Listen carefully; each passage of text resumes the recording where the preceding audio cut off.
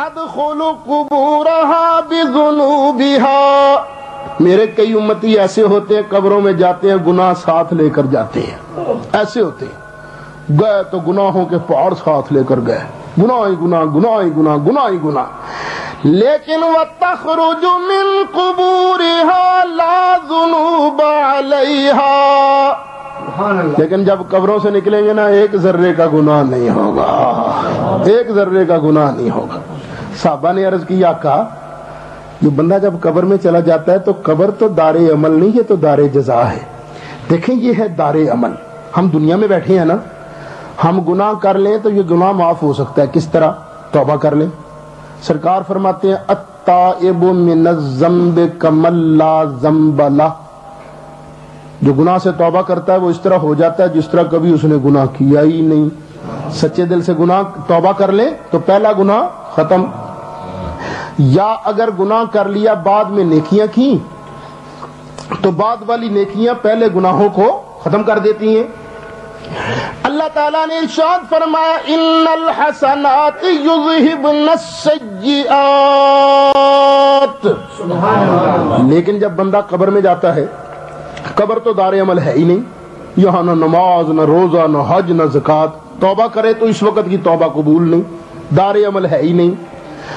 اور ویسے جو حدیثوں میں آتا ہے نا کہ اللہ کے نبی نمازیں پڑھتے ہیں تو یہ ثواب کے لیے نہیں پڑھتے، سواد کے لیے پڑھتے ہیں، ان کو مزہ آتا ہے، تلذذ کے لیے، سواد کے لیے پڑھتے ہیں، وگرنہ دار عمل نہیں۔ صحابہ نے عرض کیا آقا گناہ ساتھ لے کر گیا، توبہ کرے تو قبول نہیں، یہاں نیکی کر نہیں سکتا، اس کے گناہ معاف کیسے ہو گئے؟ اللہ کے محبوب علیہ السلام نے ارشاد فرمایا تمحص عنها باستغفار المؤمنین،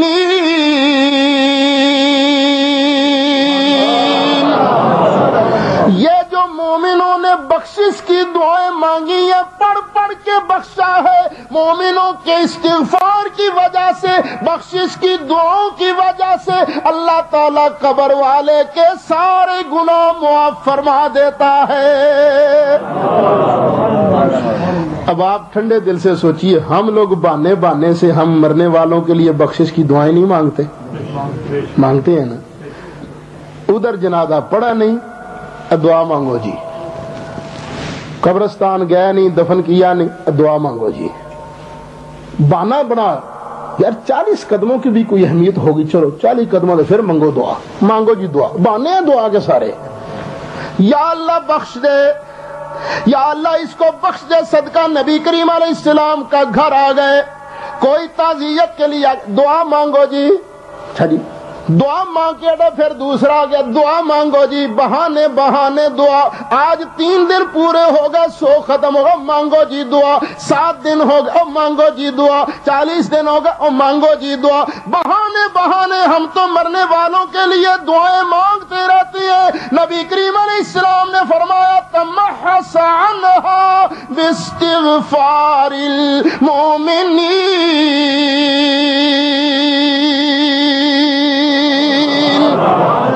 اس کے سارے گناہ کس کی وجہ سے معاف ہو گئے؟ مومنوں کی دعاؤں کی وجہ سے۔ پھر آپ نے کبھی یہ سوچا ہے ہم جتنے بھی ختم پڑھتے ہیں، ختم پتہ کس لیے پڑھتے ہیں؟ جنہ گڑ پاؤ نہ میٹھا، جتنے چاہو قرآن پڑھو، جو چاہے کلمہ کلام پڑھو، جتنا زیادہ پڑھو گے اتنا ہی، تو بات کہاں ختم ہوتی ہے؟ یہیں پر ختم ہوتی ہے نا۔ اور دعا میں کیا کہتے ہیں؟ یا اللہ سانو سارے برطانیہ دا وزیر اعظم بنا دے، یہ دعا ہوتی ہے۔ دعا تو یا اللہ اس کو بھی بخش، ہم کو بھی بخش، بخشش کی دعا ہے نا۔ ارے نبی کریم علیہ السلام کا فرمان پھر سنتا جاتا محص عنها باستغفار المؤمنین،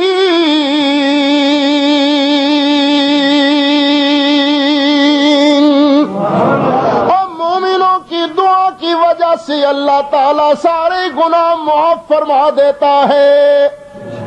پتہ نہیں یہاں کی کیا پوزیشن ہے، پاکستان میں مجھے کئی لوگ آ کے بتاتے ہیں حضرت صاحب فلانا بندہ مر گیا، اسی گیا دعا واسطے، اساں کہا جی دعا، انہوں نے کہا نا پرا اسی تو کبھی نہیں منگے، ایسے بالکل اتنے تو نہیں ٹبر کو ایسا ہے، اللہ تعالیٰ بچائے۔ اب ذرا سوچو، اس لیے کہتا ہوں ان کے پاس بیٹھنے بٹھانے سے اپنی اولاد کو بچاؤ۔ تم ان کے پاس بیٹھو گے نا تو یہ بھی آہستہ آہستہ دعا کے منکر بن جائیں گے۔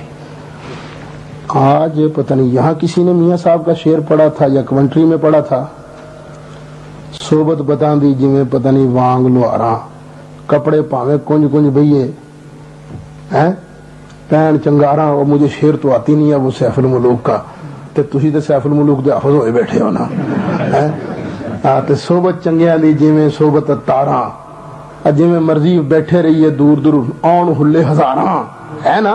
اور ان کے پاس مت بٹھاؤ اپنی اولاد کو، مگر انہوں نے پتا کیا کرنا ہے، جب تم نے مرنا ہے انہوں نے دعا کے لیے ہاتھ نہیں اٹھانے، پھر تو سروئے گا قبر کے اندر، ہائے کبھی میں نے سید اسد کی بات مانی ہوتی، تو کدی میں سنیا نہیں وسیطے بھیجا ہوں تو مینوں فائدہ ہوں، پڑھ کے بخشدہ تو صحیح نا۔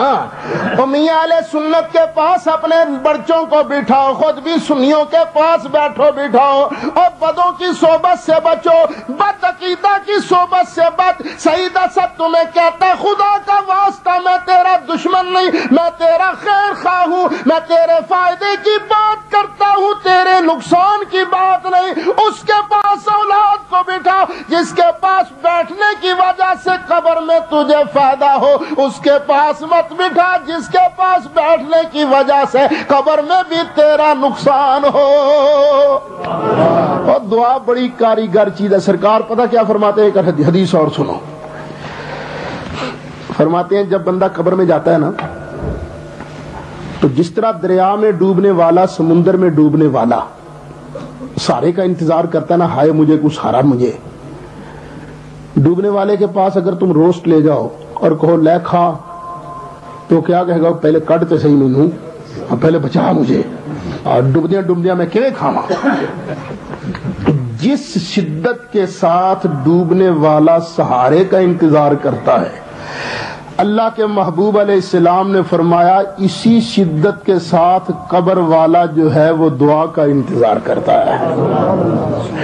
اللہ کے محبوب علیہ السلام نے فرمایا، مشکات کے اندر بھی حدیث موجود، شعب الایمان امام بیقی کی اس کے اندر بھی حدیث موجود، سرکار فرماتے ہیں تلحقہ من اب او ام او اخ او اخت او صدیق لہ، انتظار کرتا ہے کہ اسے باپ کی طرف سے دعا پہنچے، ماں اس کے لیے دعا مانگے، بے دعا مانگے، بہن دعا مانگے، کوئی یار بیلی رشتہ دار دعا مانگے۔ نبی کریم علیہ السلام نے فرمایا جب قبر والے کو قبر کے اندر دعا پہنچتی ہے اتنا خوش ہوتا ہے، اتنا خوش ہوتا ہے کہ اگر کبھی دنیا میں ہوتا پوری دنیا کی دولت بھی کبھی مل جاتی، پوری دنیا کی حکومت بھی کبھی مل جاتی، اتنا خوش کبھی نہ ہوتا جتنا خوش مرنے والا دعا پہنچتے وقت ہو جاتا ہے۔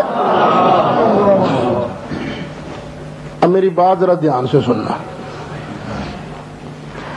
یہاں یو کے میں کس لیے آئے ہو؟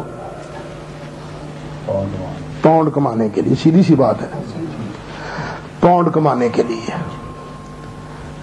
چھوٹا سا مکان ہوتا ہے نا، چھوٹا سا، پوچھتا ہوں یہ کتنے کا لیا، کہتے ہیں مولوی صاحب بڑا سستا مل گیا، صرف 60,000 پاؤنڈ میں مل گیا، 10,000 مجھے سستا ملا۔ اچھا یہ کتنے کا ہے جی؟ یہ 40,000 کا، یہ 20,000 کا، یہ لاکھ کا، یہ 4 لاکھ کا، چھوٹے مکانات قسم قسم کے۔ اور آپ کے پورے بری کے جتنے مکانات اور دکانیں ہیں ان کی مالیت کتنی ہوگی؟ کیا خیال ہے آپ کا؟